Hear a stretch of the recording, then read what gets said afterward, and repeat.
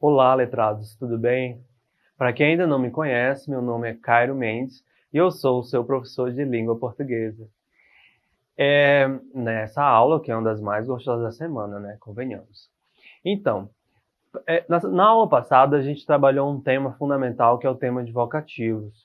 E eu falei que ele aparece em diversos gêneros textuais, inclusive na carta de reclamação, que é o assunto dessa aula. Tá bom? Vamos lá? Produção da carta de reclamação. Carta de reclamação é um gênero textual que o remetente tem o objetivo de reclamar um problema ocorrido a um determinado destinatário que tenha o poder e dever de resolvê-lo. Tá? Eu falei isso na última aula e vocês devem se lembrar. Olha aqui. Ivan Oliveira é um professor da Rede Estadual de Educação do Estado do Acre. Comprou um notebook pela internet na loja Tudo Eletrônico. A empresa prometeu enviar o produto em até 10 dias, o que não aconteceu. E para piorar a situação, o notebook veio sem bateria. Ivan entrou em contato com a empresa por telefone, mas não conseguiu falar com ninguém. Foi informado então que poderia fazer uma carta de reclamação em que este texto poderia se tornar um documento num possível processo contra a empresa, tá? Eu falei já que a carta de reclamação ele é um gênero textual fundamental quando a gente quer fazer uma requisição, um pedido, um chamamento a, a um determinado agente, a uma empresa, ao Estado, à escola, à diretora, qualquer que seja a pessoa que tem geralmente mais poder que a gente, quem está fazendo a carta, e que pode, através dessa requisição da carta de reclamação, resolver um problema nosso. Então, nós agimos de maneira a influenciar essa pessoa pela qual a gente se dirige, tá bom? Vamos continuar lá. Essa carta que eu mostrei para vocês foi um exemplo. Vamos seguindo. Produção da carta de reclamação. A gente vai agora aprender como nós podemos produzir uma carta. É uma maneira muito simples, ela tem apenas 3 aspectos e são bem fáceis de serem colocados em prática. O primeiro isso aqui é uma orientação interessante, que devido a algumas pessoas não terem uma letra muito bonita, no meu caso, por exemplo, o ideal é que a carta seja digitada, para que a pessoa que está lendo ela não perca ela, não tenha dificuldade em lê-la. E assim nós ficaremos assim fora, sem conseguirmos ter nosso objetivo alcançado, tá bom? Outro importante aspecto são a estrutura da carta. A estrutura da carta, ela tem o local e a data, o vocativo, o corpo da carta e a despedida. Muitas vezes o local e a data vêm junto do vocativo, mas esses 4 aspectos eles não podem faltar, independente da ordem, porque às vezes o local e a data eles podem aparecer no final também, tá bom? Mas o ideal é que inicie no começo, tá? Escreva o local e a data de onde a carta está sendo escrita. Lembrem-se de separar o local e a data por meio de uma vírgula. Local, vírgula, data. Ou então, data, vírgula, local. No caso, local, vírgula, data. Tá vendo? Rio Branco, Acre, que é o local, vírgula, 23 de março de 2020. O vocativo. Vocativo, para quem viu a última aula, uma aula muito interessante, é a pessoa a quem você se refere, a pessoa que você está chamando, a um determinado contexto. Pense a quem você vai se reportar para exigir uma solução para o seu problema, no caso desse gênero. Você vai exigir porque você tem esse direito. Seja sempre respeitoso e evite palavras que remetam a algum afeto, como, por exemplo, prezado, querido, algo do tipo. Aqui eu tenho uma história rapidinha para contar de mim.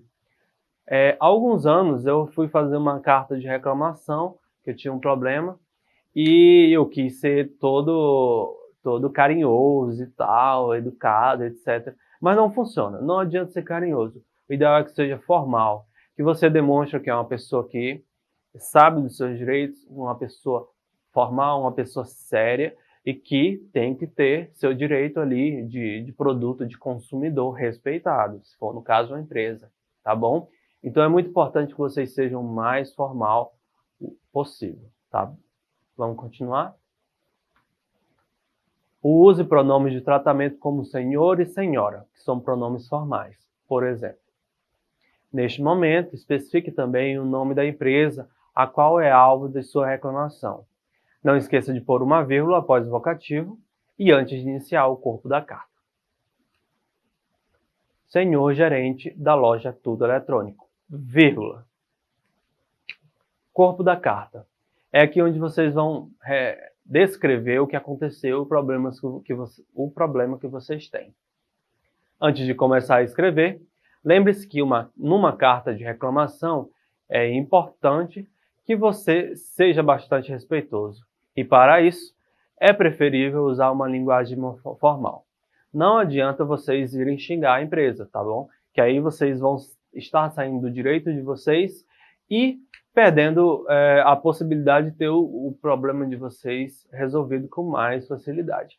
Às vezes, vocês talvez nem tanto, mas os pais de vocês, ou então vocês no futuro, a gente se estressa, porque a gente é maltratado e etc. Mas não percam a cabeça. Sejam sérios, sejam formais quando forem fazer uma reclamação, tá bom?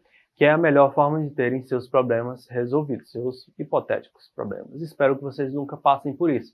Mas quem consome e vai fazer uma compra, geralmente é o que acontece. Vamos voltar para o slide. A linguagem formal é sempre usada quando não temos intimidade com o nosso interlocutor. E aí a gente volta para aquela questão. São pessoas desconhecidas que vocês nunca viram, muito provavelmente. Então, o importante é que sejam formais. Tá? O corpo da carta. No primeiro parágrafo do corpo da carta, contextualize o que aconteceu com você. Seja detalhista em especificar datas. Ó, no dia 23 de fevereiro de 2020, pedi pela internet o notebook. Após escolher o modelo que me interessava, solicitei que a mercadoria fosse entregue na minha casa. A propaganda do produto prometia a entrega em até 10 dias. O que aconteceu somente após 24 dias após o pedido. Para piorar a minha situação, quando o produto chegou em minha casa, percebi que o notebook estava sem bateria. Ou seja, ele descreveu o problema dele com maior quantidade de detalhes possível. No segundo parágrafo, no corpo da carta, expõe os argumentos que demonstram que você foi prejudicado e o porquê a empresa precisa atendê-lo. Quero expressar por meio desta carta meu descontentamento, visto que sou professor e preciso de notebook para realizar meu trabalho. Devo registrar que tive prejuízos profissionais por falta do aparelho. Tenho atrasado todas as demandas do meu trabalho. Aqui ele argumenta e demonstra que é muito necessário o notebook no trabalho dele. Inclusive, isso pode facilitar um possível processo contra a empresa no futuro. O terceiro parágrafo, no corpo da carta, propõe uma possível solução para o problema e deixa claro qual a sua intenção caso a empresa não atenda a sua reclamação. Diante do exposto, peço solução em até 5 dias para a minha reclamação, com reenvio de outro aparelho de mesmo modelo para a minha residência. Caso contrário, anularei a compra e acionarei judicialmente a empresa. E aí ele propõe uma resolução para o problema, ao mesmo tempo que ele faz uma leve ameaça, porque é o direito dele. Despedida. Fecha a carta evitando palavras que remetam à afetividade, como atenciosamente, com carinho. Esse foi o erro que eu cometi, que eu falei anteriormente.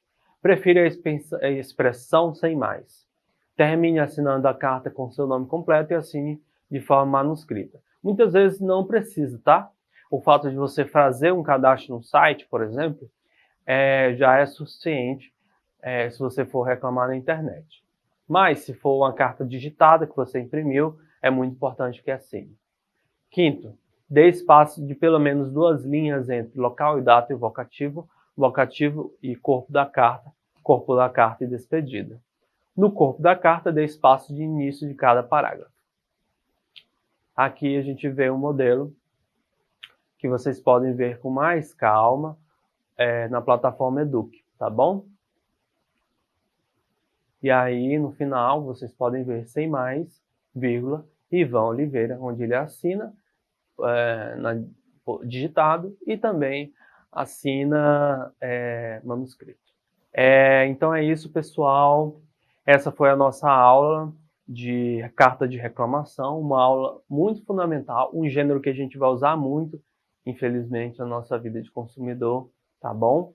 E que vocês precisam ter um conhecimento deles para poder agir como consumidores e ter o direito de vocês respeitado, tá? Não esqueçam de irem até a plataforma Eduque para vocês revisarem essas aulas e fazer exercícios de maneira mais eficaz e com mais calma também.